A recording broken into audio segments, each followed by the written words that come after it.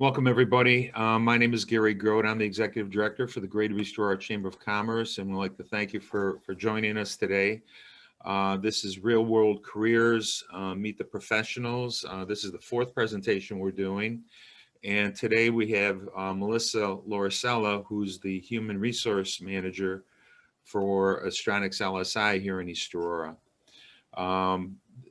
Just a little background here in terms of what we're doing today.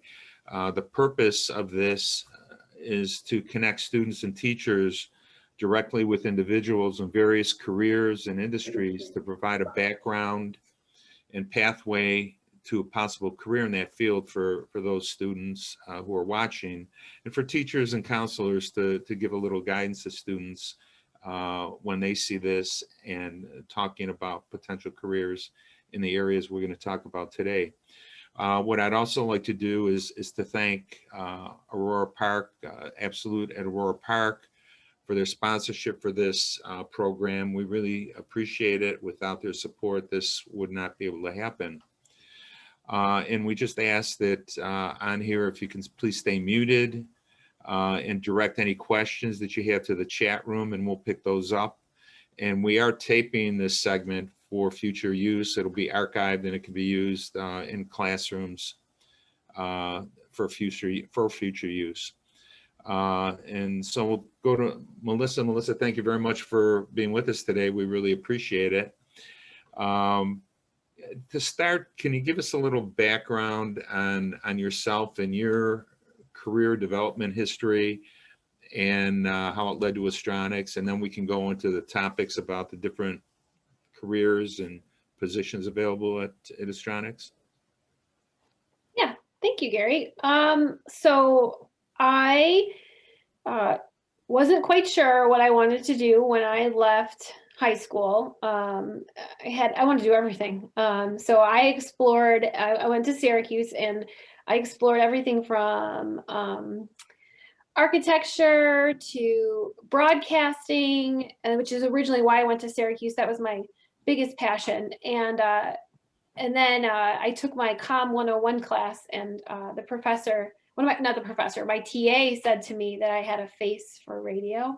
I had no idea what that meant. I repeated to my parents, and they said, "Oh my God, we need to talk to that person if he said that to you." And once I understood what it meant, I kind of had a bit of a pause and said, maybe this isn't for me. And I already was questioning if that was the path.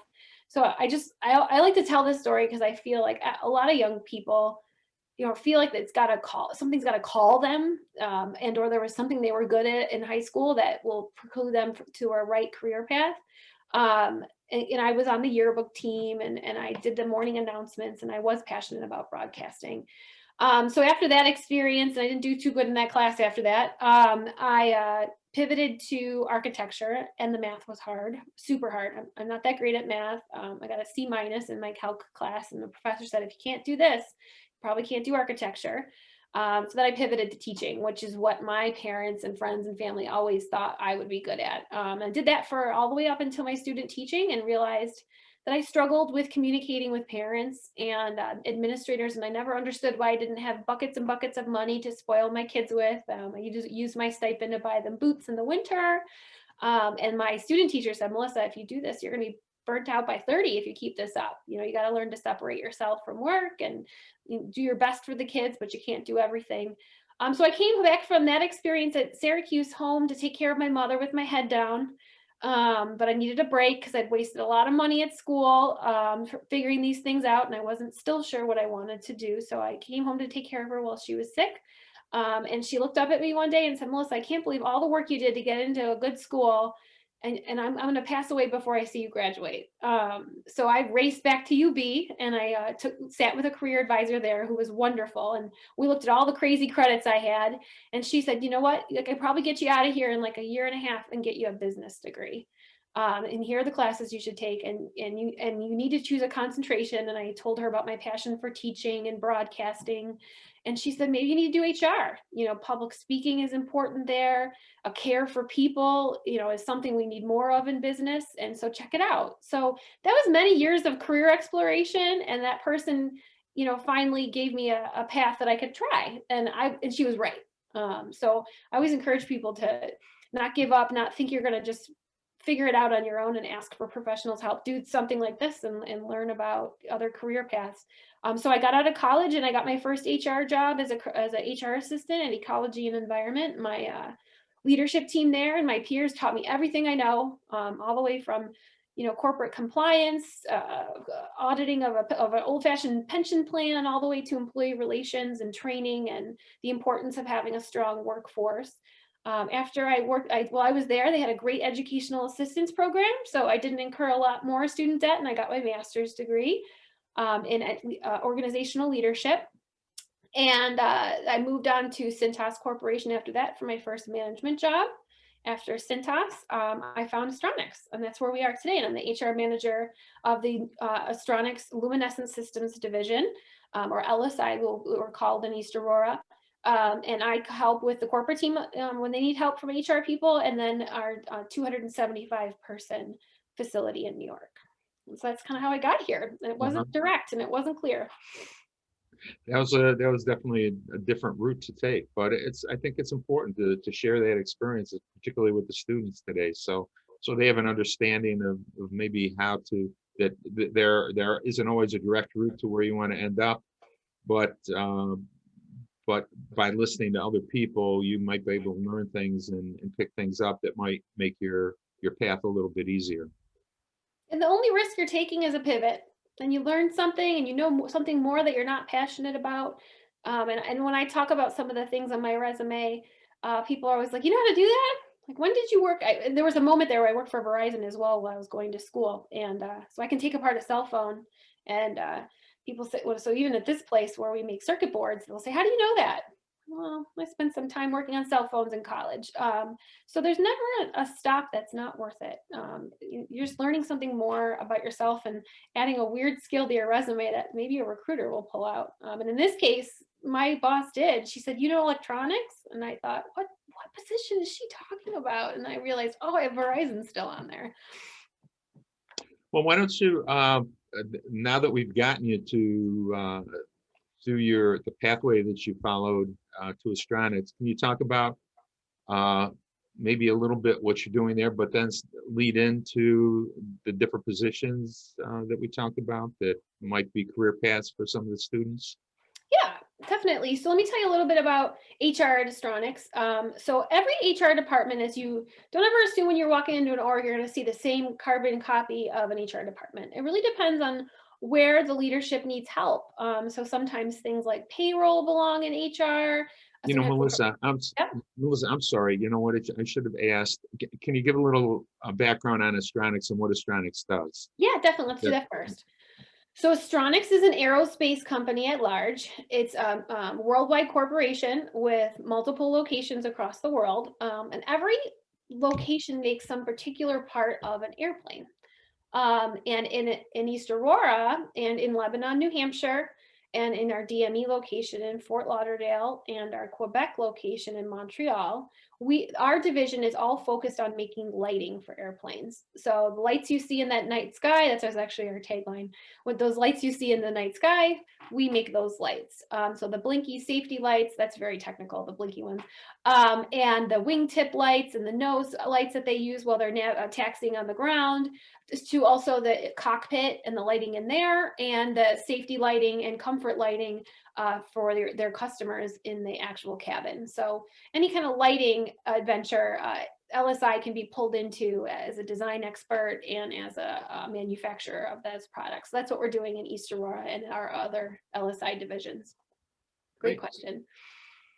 Now, and we've been in East Aurora for over 50 years, maybe? I'm trying to think. We've been a company for over 45, and we've been in East Aurora for a majority of it. Yeah, that's great. Okay. Can we go back then, now that everybody has a understanding of what Astronics does? Can you talk about the different positions of things? Yeah, definitely. So we are more than you think. And so when you're exploring industries, You may not, I think a lot of people think of maybe an aerospace engineer or some form of engineering when you think about, I'm curious about aerospace. I can tell you there's a lot of different fields in this function like you would expect at any major corporation. We have accounting experts and finance experts. We have IT people that are in charge of making sure that all of those financials are kept securely and all of our trade secrets are kept securely, and that we all know how to use those devices as well and make sure we keep things secure. And then we have a large engineering group, which is to be expected. And there's about 80 of them that are a combination of design engineers, project engineers, program engineers, all focused on getting these products designed with the customer, and then manufacturing engineers to get them actually assembled and the proper way to do it and the most efficient, make sure we can keep it light and we can get it out in the time frame that the customers expect. So a good foot of an engineering department, and then all the rest, and then we have an entire production floor as well. So we have a couple supply chain people keeping us in order, making sure that we have relationships with our suppliers and that we can keep an eye on where they are and what they do and what they cost, and pushing those products and the materials used to make them across the production floor and making sure we keep supply. So some supply chain people.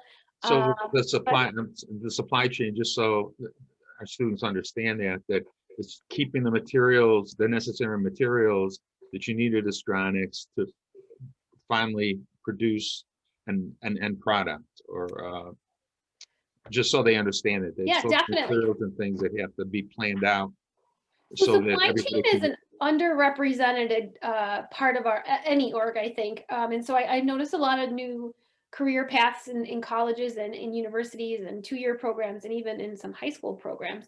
It's a complicated process of problem solving. And so you need to have a really good systematic mind where you can think, okay, this particular cell is going to need these 15 products to be able to assemble this, and they're going to need it by this particular time in order to make that delivery date. And then I'm going to need to release the orders so they're assembled at the proper time as well, because we don't want to keep a heavy inventory. We want that stuff to be assembled and then shipped out, because that's when we recognize our revenue.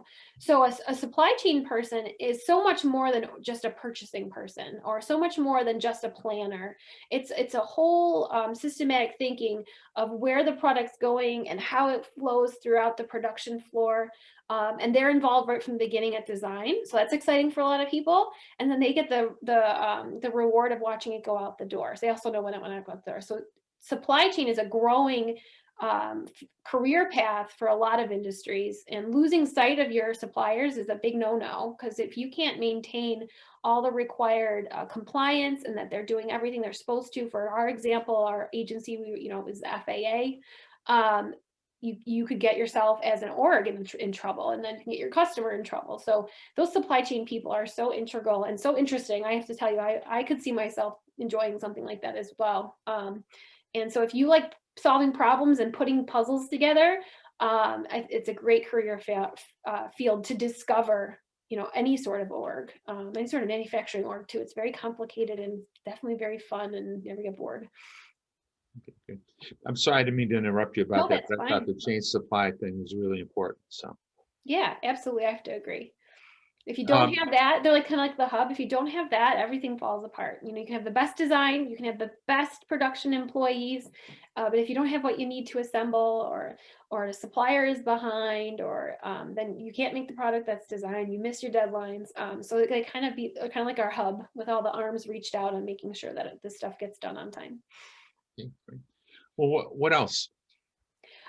So again, a lot of corporations do things different as to whether, like, who's at corporate, who's in the divisional level. At our divisional level, we have everything. So we've got, like I mentioned before, we've got the accounting, we got the IT, we've got a large engineering team, we have supply chain people, we have a large production floor of people actually assembling these products. They cannot be done by robots. So we have a great workforce of assemblers, some of which have been with us the entire tenure, over 40 years.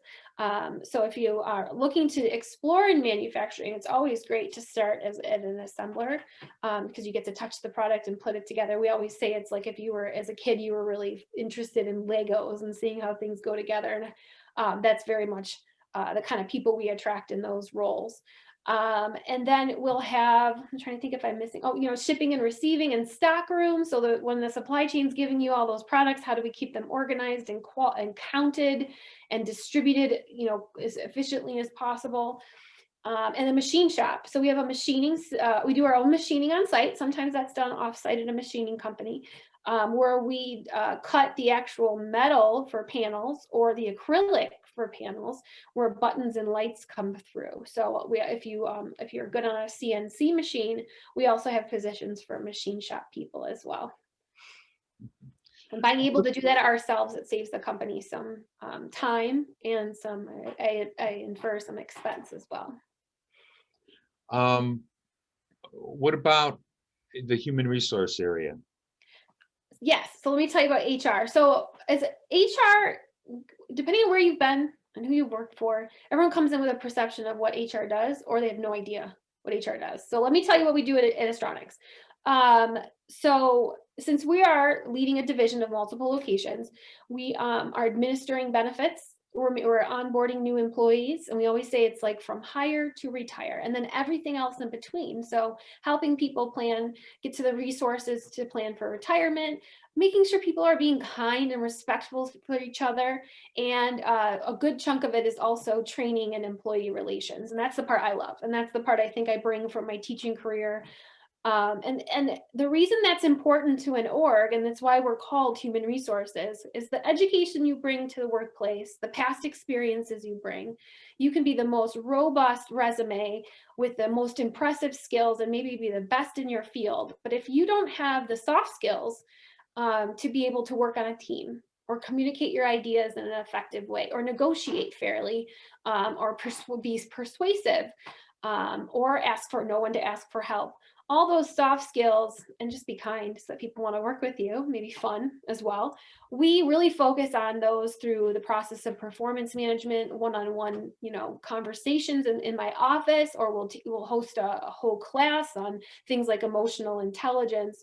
So that's really where HR has been moving for like the last 30 years. It's no longer only, putting away files and firing and hiring people.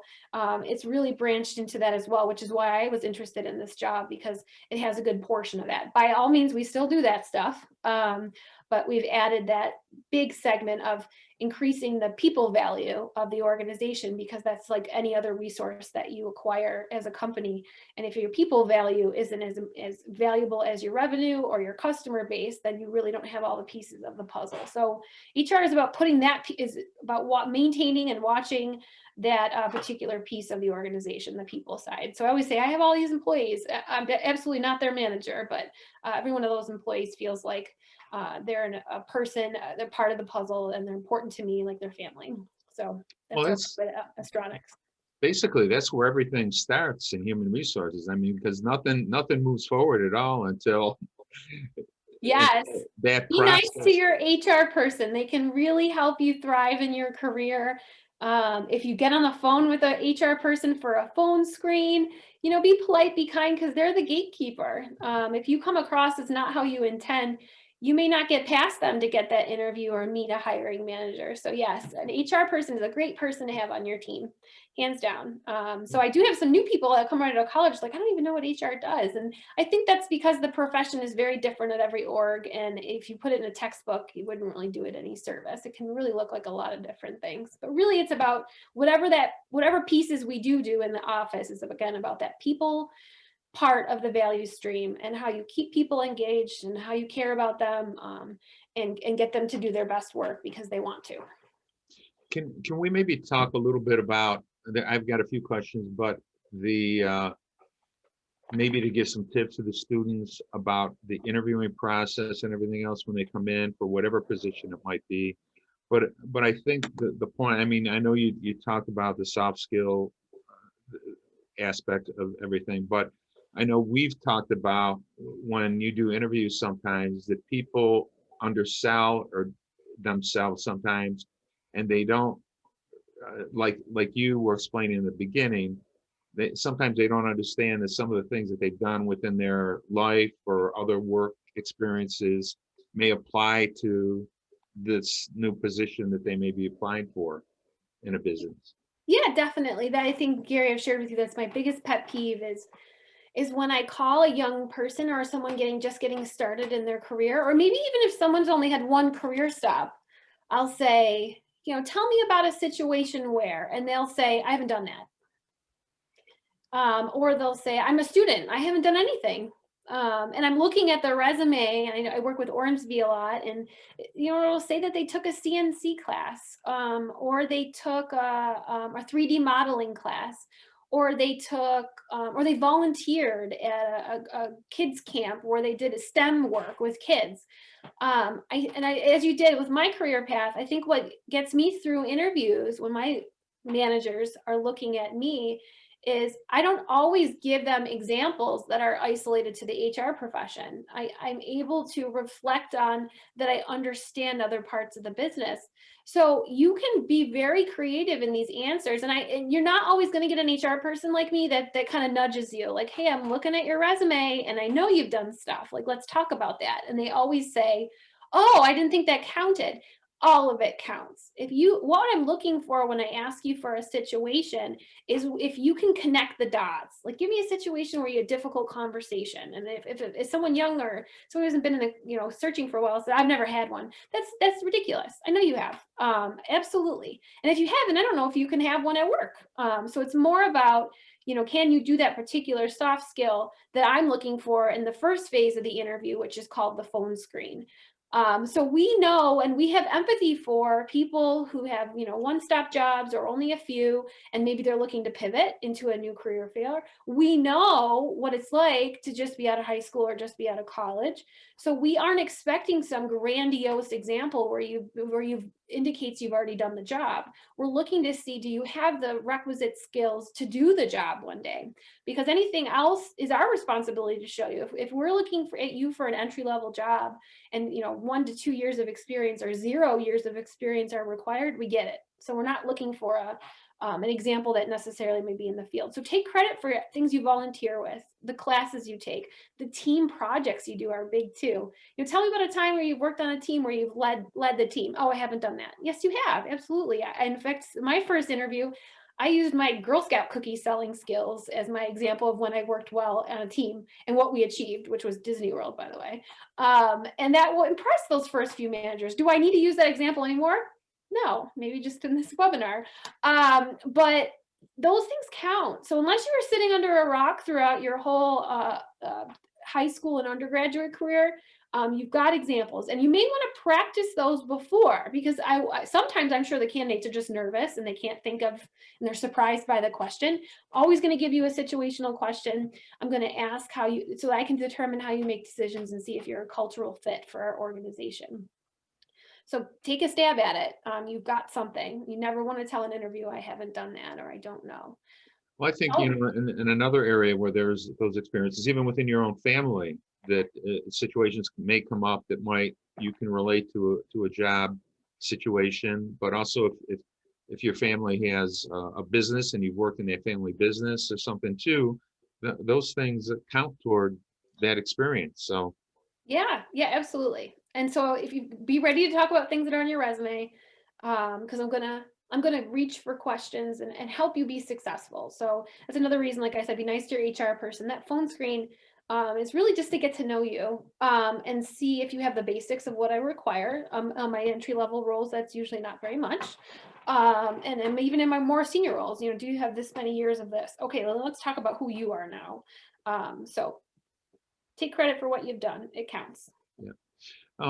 Can you maybe just talk about briefly some of the things, the educational aspect in terms of the type of background? We've talked about some of the experiences and things and the career opportunities that are out there. What kind of educational background do you need to get into some of these positions? So our entry level roles on the production floor, they're looking for a high school diploma or equivalent and some kind of technical aptitude. So I'm going to ask you questions about like putting together puzzles and your spatial relation skills. And we have a skills test at the beginning that kind of has you flip pictures around and what does it look like so that you have that spatial reasoning. That's really all we need and what we're testing for on the production floor. What's nice about that role is if you're not quite sure you're interested in aerospace or you're interested in that particular industry, starting there is a good place because then you can kind of learn about what other things you're interested in. And then when you start getting into our supply chain, our planning roles, our entry-level accounting roles, like accounting assistants, entry-level HR jobs, most of those are looking for some kind of education, you know, with maybe the intent of wrapping it up. So say you just got a 2-year and you're just still exploring that, we'd absolutely look at that resume and then we'd ask you, hey, what are your further educational aspirations? If I like the field, I'd like to finish my bachelor's, or I'd like to, educate myself. There's nothing wrong in testing a particular function, and we get that. We like that because you're taking a risk and you're learning something more about what you like. So on those roles, we're looking for like a 2-year, because we don't unfortunately have all the time in the world to teach people the basics of absolutely everything. Like I said, HR does a lot of the training and a lot of the rest is done on the job with the supervisors. So if you've got a little bit behind you, that gives us a jump start that you at least know the foundational requirements for those particular roles. And then the engineering positions and the management roles, they do require a degree. And they can be a variety of backgrounds for those particular roles because varying degrees like, a basic engineering or business for these management roles, those are great. I have a business degree from my undergrad. I've even had people pivot from the hospitality background and they're really great at customer service, for example. Oh, I forgot that function. We have a large sales and customer service department. If they saw this, they'd be very upset with me. So, great soft skills, a negotiating path, problem solving. So any sort of education you have either in a 2-year for those customer service reps, for entry-level HR, entry-level accounting, a 2-year-ish is a good place to start. And then the bachelor's is really great. And then when you get into the engineering and more technical roles, they're looking for an engineering or technical degree. Okay. Yeah. Well, great. I don't know if you had any other comments before we wrap up here if you have anything else you'd like to point out that we missed in terms of talking or any. Yeah, I guess when you're hunting for a company, especially in East Aurora, check us out. Don't keep your scope very narrow. I have to tell you, mine was quite narrow because I just didn't know what was out there. So again, doing things like this is great to learn about my aerospace company, and that there's a function, even if you're not the person designing the parts. Like I support a big part of that. So I have that same reward when I look up at the sky and see those lights. I did something that contributed to getting those up in the air. So as manufacturing is growing in Buffalo and you haven't thought about it before, there is some kind of satisfaction of having contributed to something that actually exists. And that's what's unique to the manufacturing industry, as opposed to maybe a services industry where your rewards are a bit more intangible. So if you haven't thought about manufacturing in the past and you're looking for a pivot or you've lost your job due to COVID, I would strongly recommend at least considering some of the great manufacturing places in Buffalo, in East Aurora, which there's a couple, many actually, and then also at LSI as well. It may be for you. And we've successfully turned a bunch of people who hadn't considered it before into highly technical, highly successful leaders in our organization. Well, that's a great way to wrap up here. I think your presentation was really good and a lot of good practical advice too for students to consider as they look forward to planning their career, but also for any job that they might be interested in the meantime, getting from where they are right now to their eventual end career. So thank you very much, Melissa. Melissa Lauricella, Human Resource Manager from Astronics LSI, right here in East Aurora. And as she said, there are a lot of great businesses and a lot of great manufacturing businesses here in East Aurora. So Melissa, thank you very much for doing this.